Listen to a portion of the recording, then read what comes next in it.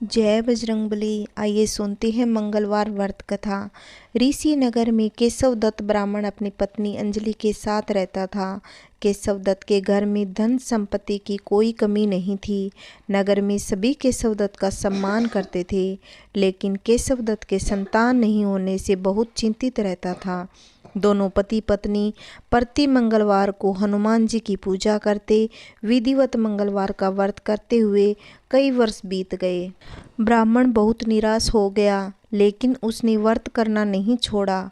कुछ दिनों के बाद केशव दत्त हनुमान जी की पूजा करने के लिए जंगल में चला गया। उसकी पत्नी अंजलि घर में रहकर मंगलवार का व्रत करने लगी। दोनों पति पत्नी पुत्र प्राप्ति के लिए मंगलवार का विधिवत व्रत करने लगे। अंजलि ने अगले मंगलवार को व्रत तो किया, लेकिन किसी कारणवश उस दिन अंजलि हनुमान जी को भोग नहीं लगा सकी। उस दिन वह सूर्यास्त के बाद भूखी ही सो गई। अगले मंगलवार को हनुमान जी का भोग लगाए बिना उसने भोजन नहीं करने का प्रण किया।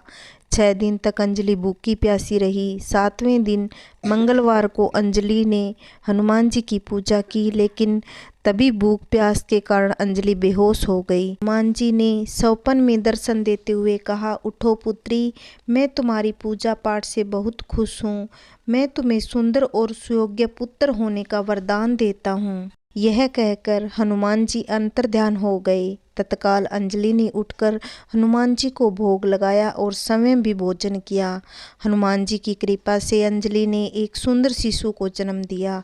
मंगलवार के दिन जन्म लेने के कारण उस बच्चे का नाम मंगल प्रसाद रखा गया। कुछ दिनों बाद अंजलि का पति केशव दत्त घर लौट आया। उसने मंगल को देखा तो अंजलि से पूछा, यह सुंदर बच्चा किसका है? अंजलि खुश होते हुए हनुमान जी के दर्शन देने और पुत्र प्राप्त होने का वरदान देने की सारी कथा सुना दी, लेकिन केशव दत्त को उसकी बातों पर विश्वास नहीं हुआ। उसके मन में पता नहीं कैसे यह विचार आ गया कि अंजलि उसके साथ विश्वासघात कर रही है। अपने पापों को छिपाने के लिए अंजलि झूठ बोल रही है।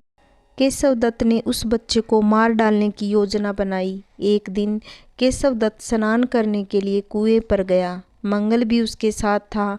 केशव दत्त ने मौका देखकर मंगल को कुएं में फेंक दिया और घर आकर बहाना बना लिया, मंगल तो कुएं पर मेरे पास पहुंचा ही नहीं था। केशव दत्त के इतने कहने के बाद मंगल दौड़ता हुआ घर लौट आया। केशव दत्त मंगल को देखकर आश्चर्यचकित रह गया। उसी रात हनुमान जी ने केशव दत्त को स्वप्न में दर्शन देते हुए कहा, तुम दोनों मंगल के व्रत करने पर खुश होकर पुत्र जन्म का वरदान मैंने ही दिया था, फिर तुम अपनी पत्नी पर शक क्यों करते हो?